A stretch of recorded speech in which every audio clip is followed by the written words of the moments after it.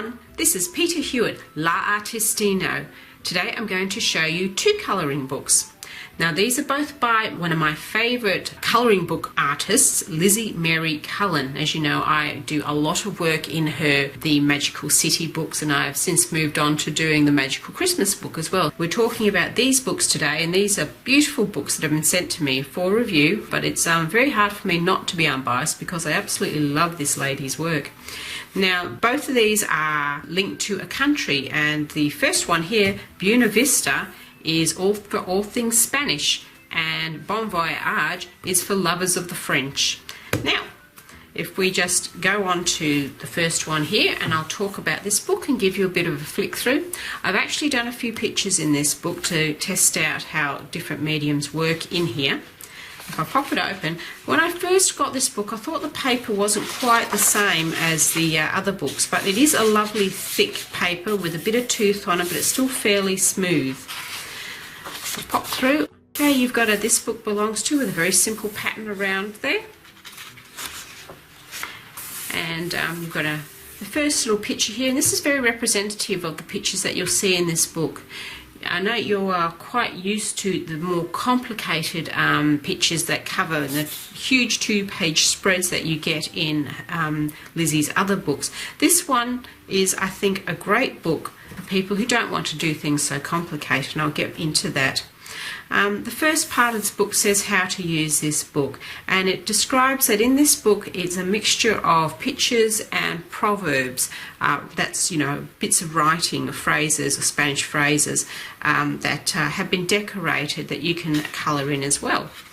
I'll pop through to the first page, and as I said, the first thing you'll notice is the style is quite simple compared to other books, and also there's not a whole page to fill in. You know, the art does not extend to the edges. It's just contained, well, some of it does, but most of it's just contained in small areas, and I think this is a great idea for people who want to begin to colour her work but feel a bit intimidated by those huge two-page spreads. This is quite simple. The line art is fairly medium thickness of dear. There's a mixture of different items on each page. You've got leaves on this one. Here you've got items of dress and a fan, and it invites quite a lot of colour. Again, it's going to be a fairly quick page to colour when you compare it to the huge two-page spreads that you're used to from Lizzie Cullen, and that is a treat. Here you've got a two-page spread, but it's all contained within a border, so you can have the joy of finishing a two-page spread in a quicker period of time. Again, the artwork doesn't get too complicated. And here we come to the first one I've completed. I wanted to test my Inktense in here, of course. I was a bit worried that the paper may be different. So I tried them on here, and I was pleasantly surprised. The Inktense took to the paper very well. It reacts very similar to the Magical City. And also, despite how very dark I've got it there is absolutely no bleed through on the other side, and only just a little, I'll try and demonstrate to you, just a little bit of rippling. Not enough to upset you at all, and you can smooth it down with your hand and easily colour the next page. I enjoyed doing that. That was a lot of fun. I think I highly recommend, if you want to learn Inktense, this is a very good book to learn how to do Inktense in a colouring book. Now, we'll just go on and have a trip through the rest of the pages here. So we don't want this to go on too long. You've got a Spanish dancer here, another Spanish maid here. Okay, as I said, all these phrases have the translations at the back. Okay. You've got a very simple picture here, another phrase with flowers. You've got a lampshade with leaves around it. This is a nice abstract picture, and for this picture I wanted to test pencils, but I thought I'd get a bit braver and I'd test some unusual set of pencils that I have. Now if I can just locate it, these are the pencils I used, and these are the Cullen or Hardmouth pencils. Now these are the special ones. These are the ones they call magic pencils, because when you look at the actual cores of the pencil, you'll see, and I'll try and demonstrate that to you, it's multicoloured. The cores, they've got three different colours sort of striped into it, so that when you colour, you'll get one colour coming off the pencil first, and then if you turn the pencil a little bit, you'll get another colour, and you turn the pencil a little bit more and you'll get another colour. So you've basically got three different colours in the one pencil, and they are buckets of fun to use. and I decided that I would try them in this book just to test how it goes with pencil.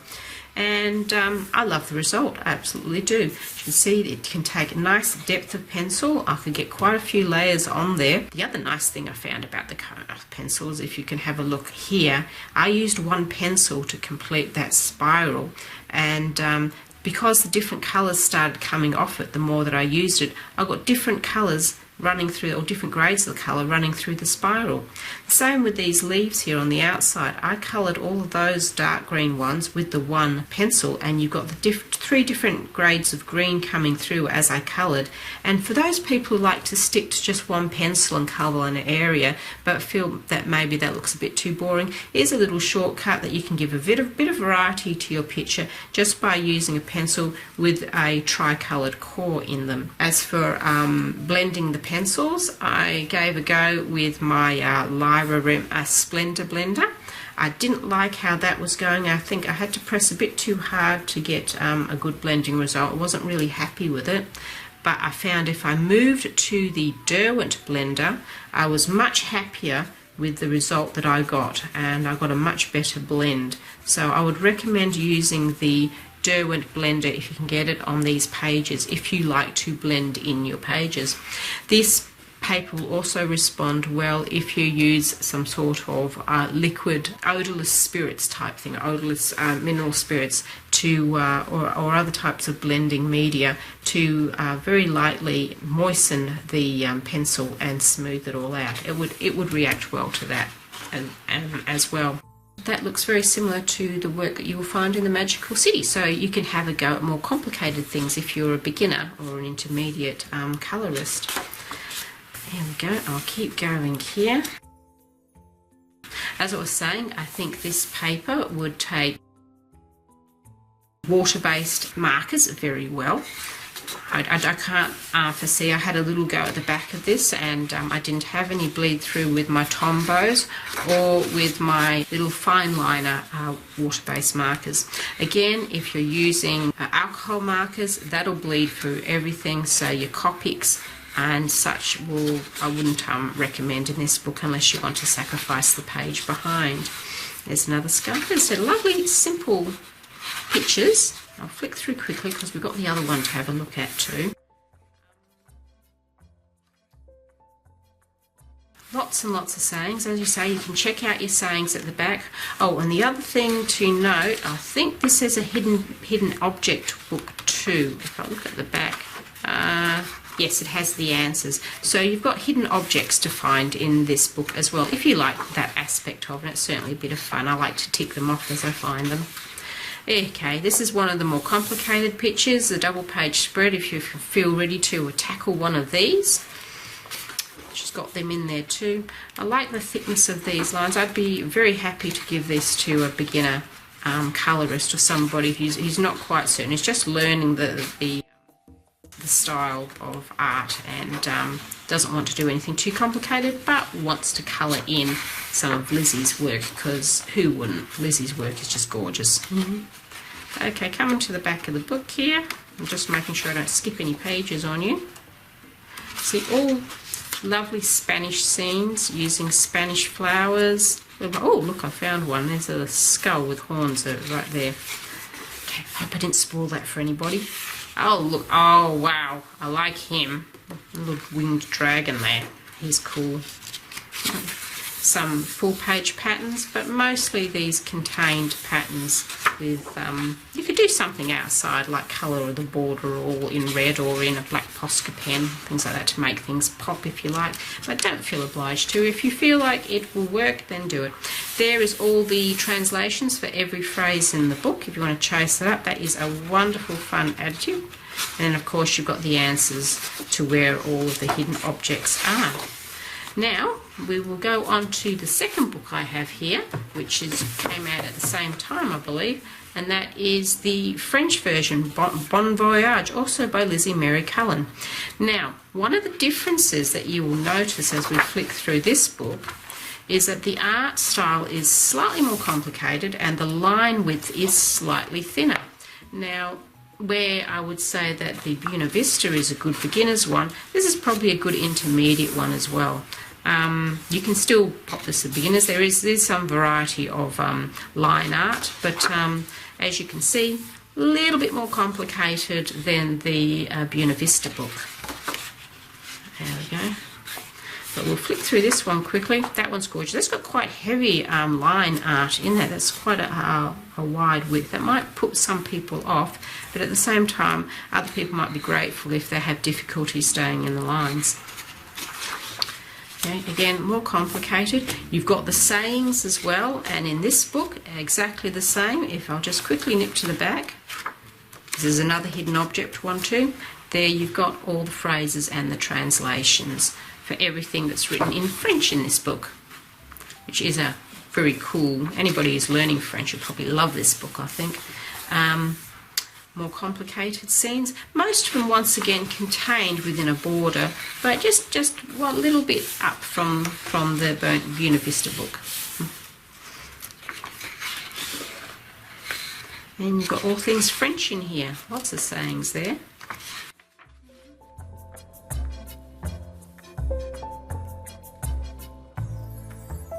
Oh, that looks like a cafe. That is gorgeous. And you've got these swirly bits here that you could have fun, you know, maybe colouring them with sparkly gel pens, with the rest of it is coloured in pencil, just to give it a bit of pop or something like that.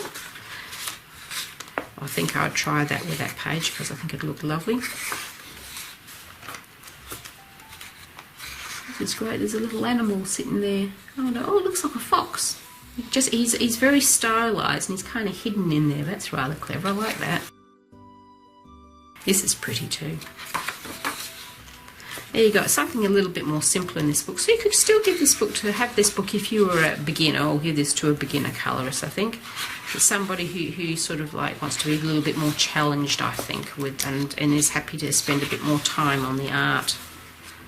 Now, sometimes you just want to sit down and look at something in 2 hours, and certainly you can do that with the Buena Vista book. I did that previous picture that I showed you with the Inktense. I think it took me about 2 hours to do. This is great. There's a little bit of black, and this one, that would be a lot of fun. This is a great way to explore your colour use as well, you know, different colour combinations. There's another 2-page, but once again it's contained within a border, so it's not quite as scary, but you still have the satisfaction of doing a 2-page spread. Oh, so cute. I haven't actually started in this book at all, but the paper, I can assure you, is exactly the same as the previous one, so you can work with confidence with your media in that book. One thing I haven't tested is watercolours, but given that the Inktense didn't sink through, I think light use of watercolour, if you're not going to go too heavy with the water, is going to be quite appropriate to use in these books. That'd be a nice one with the Inktense, actually. I do love her style. It's her signature fisheye type art, where everything's a little bit distorted but still quite recognisable. Some people get a bit scared doing these because they feel there's so much in there that they can't figure out what's what. But I'll show you, when you get started, and you start with this, like in this picture, you know, there's the cheeses, there's the grapes, there's the table, things start to make sense if you're having difficulty sort of figuring out. And it's lovely because once you've finished colouring it, then everything makes sense straight away, because the colours actually give things away and put everything into line for you. There's a bow, pattern bow. Anyway, coming to the end of this book, there of course are all the translations for the proverbs and the answers. There's a couple of pages. I like to use these pages to sort of like tick off what I've done, particularly if I'm doing a book and I'm sort of like doing one here, one there. Now, that is the 2 books here by Lizzie Mary Cullen. I hope you enjoyed this little walkthrough of. Now, those are the 2 books by Lizzie Mary Cullen, Buena Vista and Bon Voyage. I hope you enjoyed this little colouring adventure, sort of just walking through her artwork and seeing if it's suitable for what you would like to colour. I certainly enjoy Lizzie's books, and these will be on my favourites shelf for sure. I'll put links to where you can buy these books below. I hope you've enjoyed this little walkthrough of Lizzie Mary Cullen's work, and until next time, please enjoy any colouring adventures that you are currently on, and happy colouring.